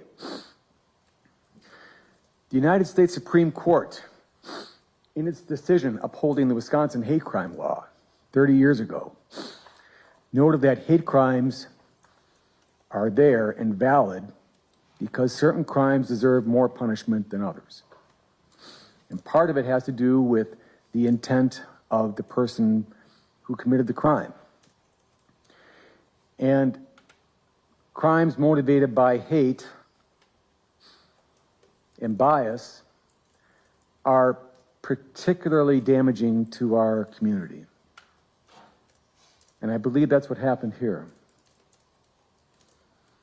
And that's what makes these cases that are already extremely disturbing and horrible that much more horrible.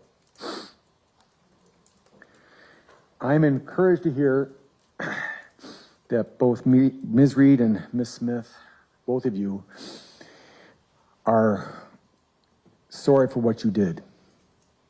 That now that you've had a chance to reflect on it, that you see this is not who you are, and that you understand that what you did was wrong. Part of my sentence is going to have you write an apology letter to each of the victims here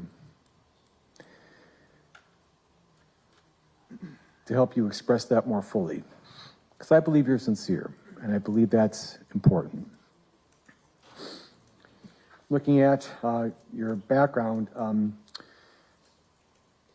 Ms. Smith, you don't have any sort of criminal background, and so this is so strange. And then hearing from you and from your sisters about how you value diversity and how that's been an important part of your life, it just makes this case all the more mystifying. But it did happen, and you'll have to live with this. And Ms. Reed, you have more of a record, but nothing that has approached the viciousness of this attack today. So neither of you have been involved with fighting other people, assaulting other people, nothing like that. For the life of me, I can't understand what happened with both of you that day at Cathedral Square Park. I just do not understand it. Our community doesn't understand it, I can tell you that.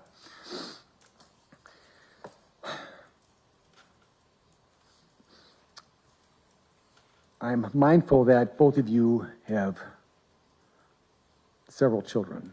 Each of you have several children. Both of you have newborns.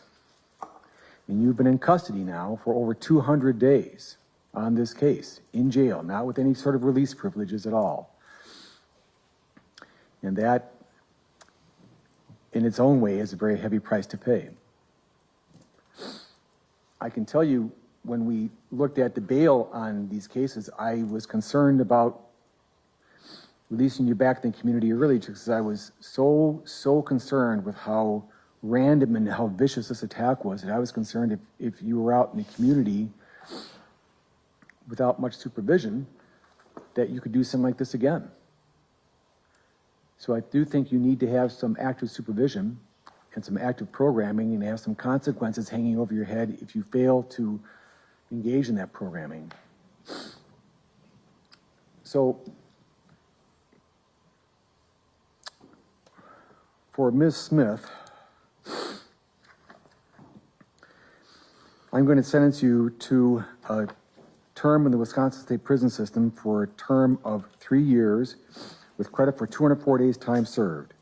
The sentence will be bifurcated so you serve 1.5 years of initial confinement, 1.5 years of extended supervision. I will stay that sentence and place you on probation for 3 years.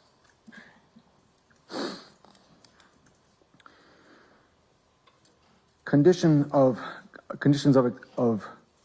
probation will be that you will serve 3 months of condition time at the Community Reintegration Center, and you will serve that time forthwith today, starting today. You'll have HUBER privileges for work, treatment, and child care.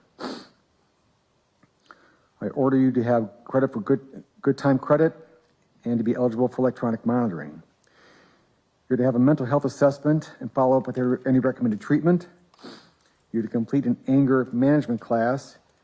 You're to have no contact with the victims, and you're to write a letter of apology to the victims, and you're to take a parenting class.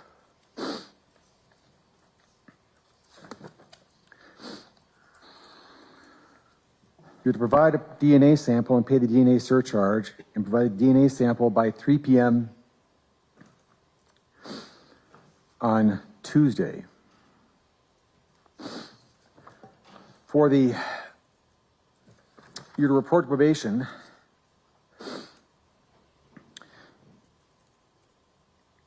by 5 p.m. on Monday, by 5 p.m. on Tuesday, or as soon as you can be released from the Community Reintegration Center. I'm not going to impose a fine here.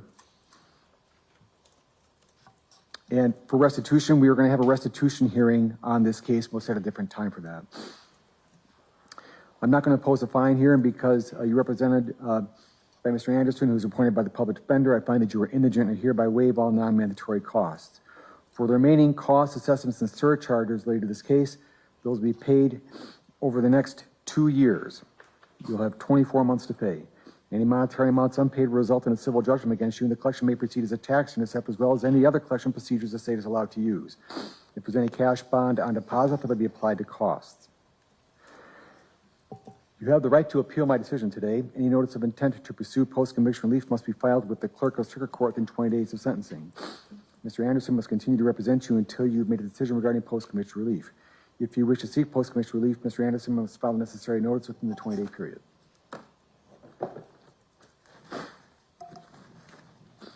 And with regard to Ms. Reed. Judge, I'm sorry, for Ms. Smith, does that sentence apply to both counts? Yes, it applies to both counts, and that is concurrent. Sorry?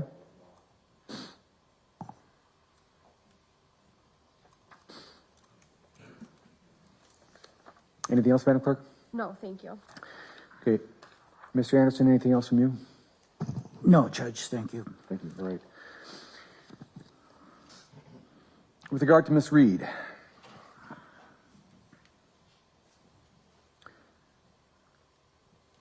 for the misdemeanor criminal damage to property case, I'm going to order you to serve 2 months at the Community Reintegration Center with credit for Huber privileges for work, treatment, and child care. You have 3 days credit for time served. I order you to pay restitution in the full amount requested by the victim, which is $1,016. For counts 1, 2, and 3 of the felony complaint, I sentence you as follows. You're to serve, I sentence you to a term in the Wisconsin State Prison System for 3 years with credit for 209 days time served. The sentence will be bifurcated, so you'll serve 1.5 years of initial confinement and 1.5 years unextended supervision.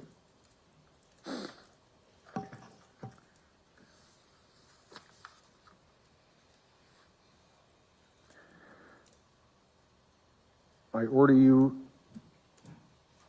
I'm going to stay that sentence and place you on probation for 3 years. Conditions of probation are that you'll serve 3 months of conditioned time at the Community Reintegration Center. You'll have Huber privileges for work, treatment, and child care. I order you to be eligible for good time credit and for electronic monitoring. You're to have a mental health assessment and follow up with any recommended treatment. Order you to take an anger management class and a parenting class. You're to have no contact with the victims, and you're to write a letter of apology to the victims. And with regard to the restitution on the felony case, we will have a restitution hearing on that, since we only received the restitution request today. You're to provide a DNA sample and pay the DNA surcharge. Provide the DNA sample by 3 p.m. on Tuesday. I order you to serve your sentence at the Community Reintegration Center forthwith from this courtroom. And you report probation by 5 p.m. on Tuesday, or as soon as you can be released from the Community Reintegration Center. I'm not going to order you to pay a fine here. Mr. Tran, I believe you were appointed by the public defender. Is that correct? Yes. Okay. Okay, because you were appointed by the public defender, I find that you are indigent and I hereby waive all non-mandatory costs. For the remaining costs, assessments, and surcharges on this case, those will be paid within 24 months.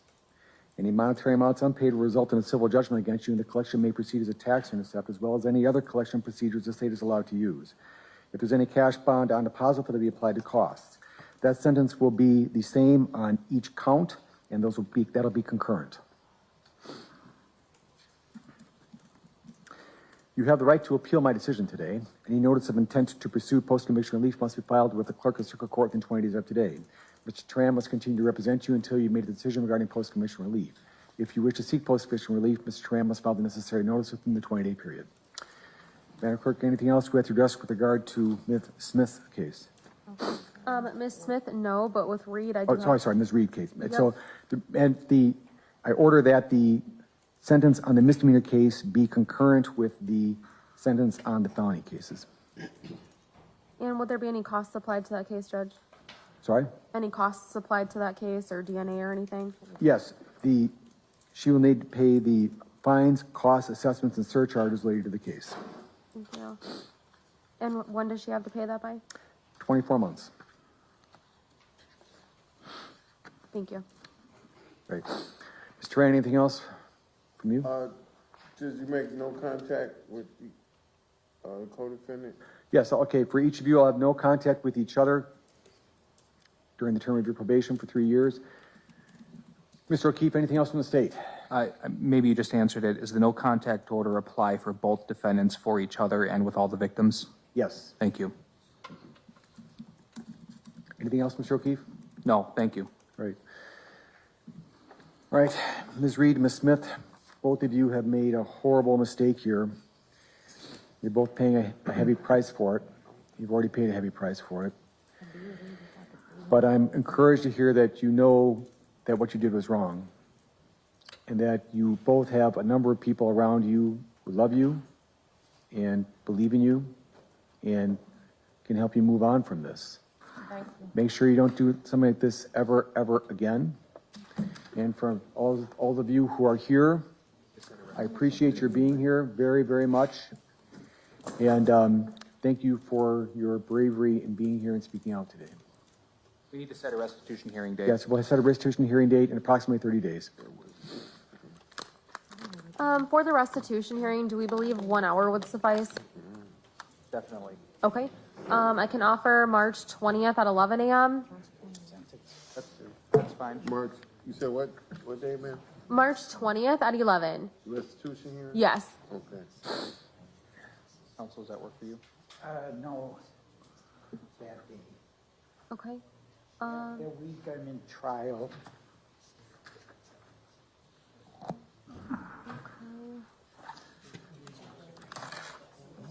Like the sentence?